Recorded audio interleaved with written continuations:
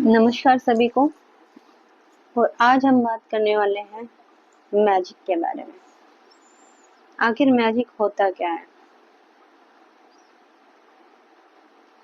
सब सोचते हैं कि हमारे पास एक ऐसी जादू की छड़ी होनी चाहिए कि उसको हम घुमाएं और हम वो सब चीज हमें मिल जाए कि जो हमें जिंदगी में चाहिए, या हमारे पास एक जिनी होना चाहिए जिसको हम ऐसे रख लें और वो प्रकट हो जाए और वो हमें बोले कि क्या हुक्म है मेरे आका। तो हम सब अपनी लाइफ में इसी तरीके से इंस्टेंट हर चीज का रिजल्ट चाहते हैं। उस चीज को इंस्टेंट पाने के लिए आपको यूनिवर्स की जो एनर्जी है उसके साथ अलाइन होना जरूरी होता है। सपोज दैट जैसे आपके घर में आपके पिता हैं, आपके पापा हैं, तो हम जब छोटे थे तो हम अपने पापा से क्या बोलते थे कि पापा हमें इस चीज की जरूरत है, ये बोलते थे। और क्या होता था कि हमें वो चीज मिल जाती थी क्योंकि हमें विश्वास था। वो पूर्ण जो एक रहती है कंसिस्टेंसी, वो हमारे अंदर बहुत ज्यादा थी कि हाँ, हमने अपने फादर से अगर उस चीज को मांगा है तो वो हमें निश्चित तौर पर मिल जाएगी। इसी तरीके से जो यूनिवर्स होता है, जब हम उससे कोई चीज मांगते हैं तो हमें उस पर पूर्ण विश्वास करना पड़ता है, हमें डाउटफुल नहीं रहना होता उस चीज के लिए।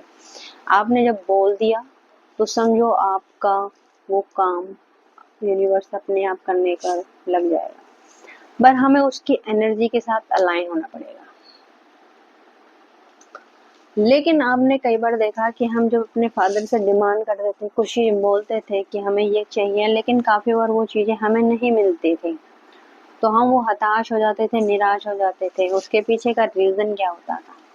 उसके पीछे का रीजन ये होता था क्योंकि हमारे माता पिता जो होते थे उन्हें अच्छी तरीके से हमारे भले बुरे का पता होता था कि किस वस्तु को पाकर मेरे बच्चों को नुकसान हो सकता है और किस वस्तु को पाकर उसको फायदा हो सकता है। तो सपोज दैट एक बच्चा है, अगर वो 12 साल का बच्चा है और वो अपने पिता से डिमांड करता है कि पिताजी पापा मेरे को ना बाइक चाहिए, तो क्या कोई पिता उस बाइक को लाकर देगा? नहीं देगा, क्योंकि वो जानता है कि ये अभी नादान बच्चा है, 12 साल का बच्चा है, उसको नहीं चला पाएगा और कहीं ना कहीं कुछ प्रॉब्लम हो, वो उस चीज को नहीं लाएगा, चाहे वो जिद कर लेगा। वो इसके अलावा उसको बहाने मार देगा कि आप बड़े हो जाइए तब हम उसको इस चीज को दिलवा देंगे। इसी के अपोजिट अगर बच्चा ये बोलता है कि पापा मेरे को साइकिल लाकर दे दीजिए, मुझे साइकिल चलानी है, तो आपके पापा तुरंत उस साइकिल को लाकर दे देंगे।